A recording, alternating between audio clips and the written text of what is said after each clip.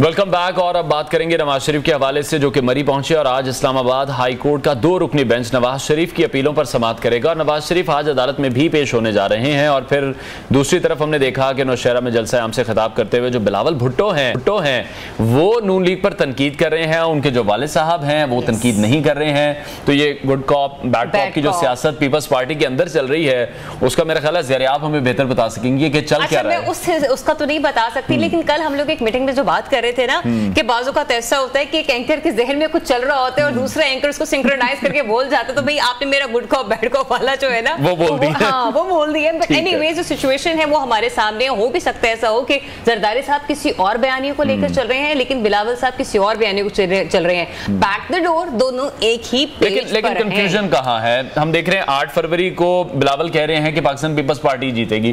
दूसरी तरफ वो ये कह रहे हैं कि एक और शख्स है जिसको वजीर आजम बनाने की तैयारी की जा रही है। तो उनकी अपनी स्टेटमेंट्स में भी हम कॉन्फ्लिक्ट देख रहे हैं। ऐसा है, लेकिन लेट्स सी कि अभी पार्टियों का मंशूर सामने आना है, पॉलिसी सामने आनी है। अभी तो बयानियां बनाने में भी बहुत टाइम इन लोगों को चाहिए, क्योंकि माजी में इन्हें बड़ी सख्त ऑपोजिशन का सामना करना रहा है। लेकिन लेट्स सी, अगर हमने इलेक्शन से पहले नताइज तय करना है, ये जरदारी साहब ने कहा, तो फिर कोई फायदा नहीं है। चीफ जस्टिस काजी फाइज ईसा साहब के हवाले से भी उन्होंने स्टेटमेंट जो है वो पास ऑन की है। और सदारत में सुप्रीम जुडिशियल काउंसिल का इजलास जारी है जिसमें जस्टिस मुजाहिर नकवी और जस्टिस सरदार तारिक मसूद के खिलाफ शिकायत का जायजा लिया जाएगा। तो कुछ लेटेस्ट डेवलपमेंट होने जा रही हैं, इस पर बात कर लेते हैं। हमें ज्वाइन कर रहे हैं रहनुमा मुस्लिम लीग नून परवेज संधेरा साहब। अस्सलाम वालेकुम एंड वेरी गुड साहब, कैसे हैं आप? वालेकुम अस्सलाम, बिल्कुल ठीक, बहुत शुक्रिया जी। तो फिर परवेज साहब, तमाम केसेस में सुरखरू होने जा रहे हैं नवाज शरीफ साहब, हालात भी कुछ ऐसे ही नजर आ रहे हैं और उनके मुखालिफिन भी उनके हवाले से इसी किस्म की बातें करते हुए हमें नजर आ रहे हैं। How do you see this? अगर आप इसमें ये लफ्ज यूज कर लेते ना कि तमाम वो झूठे केसेस जो उस वक्त बनाए गए थे मियां नवाज शरीफ साहब को, तो वो ज्यादा मुनासिब होता। देखिए, इस बात पे किसी को हैरत नहीं होनी चाहिए, पूरी दुनिया ये कह रही है, बल्कि वो जज साहबान एक तो बल्कि उनमें अभी शामिल नहीं है, वो इस दुनिया से चले गए हैं। जाते जाते वो भी गवाही दे गए थे कि ये तमाम के तमाम झूठे केसेस थे। तो मेरे ख्याल में यहाँ पर केसेस खत्म होने के साथ साथ नवाज शरीफ साहब को तो बाकायदा हर्जाना देना चाहिए कि उनके साथ जो पिछले 6-7 साल में किया गया है, और अगर अदलिया में ये केसेस खत्म होने जा रहे हैं तो इसमें कोई इतनी हैरत नहीं होनी चाहिए। अगर 7 साल बाद या 6 साल बाद 8 साल बाद इंसाफ होने जा रहा है और नवाज शरीफ साहब को जो तकलीफें दी गई हैं और उनके साथ साथ नवाज शरीफ को तकलीफ देने के साथ साथ जो पाकिस्तानियों को पाकिस्तान को तकलीफ दी गई है, आज जिन हालात में पाकिस्तान है, तो मेरे ख्याल में इस पे कोई हैरत नहीं होनी चाहिए हमें। लेकिन परवेज साहब, आप क्या समझ रहे हैं? इस सिस्टम की तो फिर समझ नहीं ना आती। इस सिस्टम ने नवाज शरीफ को सजा दी और अभी इसी सिस्टम से उन्हें रिलीफ भी मिल रहा है। तो आप क्या देख रहे हैं, तब्दील क्या हुआ है? या जब आप हुकूमत में आएंगे तो आप क्या समझते हैं, उस पुराने सिस्टम को जिसने नवाज शरीफ को सजा दी उससे बदला लेंगे, उसको ठीक करने की कोशिश करेंगे? क्योंकि उसको ठीक करने की बात तो आप लोग भी नहीं कर रहे। देखिए, सिस्टम से बदला किस तरह लिया जा सकता है? सिस्टम से बदला उसको ठीक करने की कोशिश करके लिया जा सकता है। नवाज शरीफ साहब पिछली 3 अदवार की हुकूमत में मेरे ख्याल में यही करने की कोशिश कर रहे हैं कि वो सिस्टम को ही ठीक करने की कोशिश करते हैं, लेकिन अनडाउटली जो होता है वो आपके सामने है।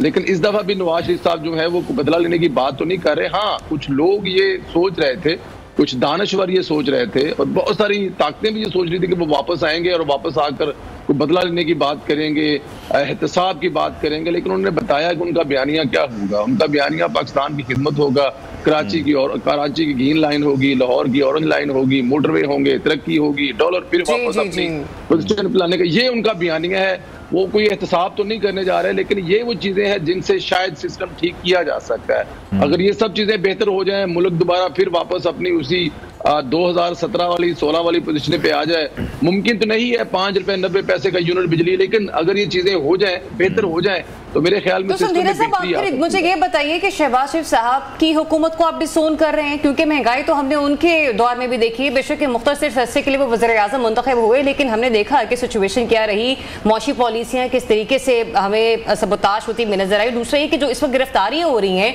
तासुर तो यही जो है वो सामने आ रहा है कि ये सब कुछ या तो नवाज शरीफ साहब करवा रहे हैं या फिर उन्हें खुश करने के लिए किया जा रहा है। हाँ, बहुत अच्छी बात की आपने कि नवाज शरीफ को खुश करने के लिए। देखिए, नवाज शरीफ को खुश करने के लिए अब नवाज शरीफ को कैसे खुश किया जा सकता है? आपके जो अल्फाज है वो कहा जा रहा है शायद नवाज शरीफ लाडले बन गए हैं। वो कैसा लाडला है जिसके केसेस अभी वैसे के वैसे पड़े हुए हैं। वो आज भी तोशाखाना झूठे जैसे केस देखे, उनकी गैर मौजूदगी में तोशाखाना का झूठा केस बनाया गया था। वो आज भी दरखास्तें दे रहे हैं कि मेरा मौकफ तो ले, मैं आज वापस आ गया हूँ। कम से कम जिस केस में मेरी गैर मौजूदगी में बनाया गया वो तो आज तक वो भुगत रहे हैं। वो तो आज भी मरी गए हैं। और देखें, वो ले सकते हैं ना, एक दरखास्त दे सकते हैं कि जी मेरी कोई भी वजह बता सकते हैं। साबिक वज़ीर आज़म थे, वो हर रोज एक नई वजह बना के अदालत नहीं जाते थे। तो जहां तक ये केसेस की बात है, ये केसेस वो कुछ झूठे केसेस नहीं है जो साबिक वज़ीर आज़म पर या साबका पर।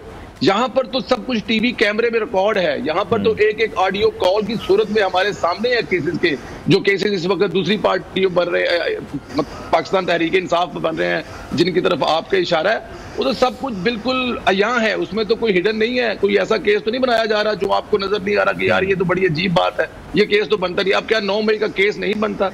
अब क्या साइफर केस नहीं बनता? अल-कादर यूनिवर्सिटी केस नहीं बनता?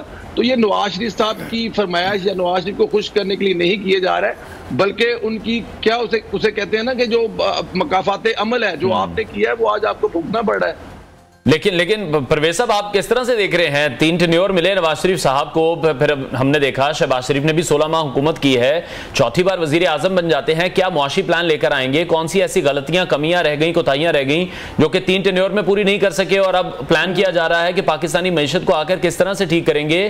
कोई रोड मैप क्या है वो कब पेश करेंगे? टीम तो वही होगी जो कि शहबाज शरीफ के साथ भी थी, टीम वही होगी जो 3 दफा नवाज शरीफ के साथ भी थी, टीम वही होगी जिसने इस मुल्क में मोटरवे का जाल बिछाया, टीम वही होगी जिसने कराची का अमन बहाल किया, टीम वही होगी जिसने वाना और वहां पर जो पूरे के पूरे तालिबानों से जंग लड़कर फौज के साथ पाकिस्तान को खून दिया, टीम वही होगी जो पहले माशी तौर पर 5.9 जीडी पर लेके गई थी। देखिए, शहबाज शरीफ का जिक्र बार बार किया जाता है, ये बताना चाहिए लोगों को, आपको भी गाइड करना चाहिए कि पाकिस्तान के साबिक वज़ीर आज़म अपनी हुकूमत खत्म होने के ठीक तीन हफ्ते के बाद बयान दे रहे थे कि पाकिस्तान बैंकरप्ट होने जा रहा है। शहबाज शरीफ का आपकी हुकूमत वो बैंकरप्ट, अगर बाकी सारी चीजें छोड़ भी दी जाए ना तो पाकिस्तान को बैंकरप्ट से होने बचाना। देखें, IMF तो आपसे बात करने के लिए तैयार नहीं था।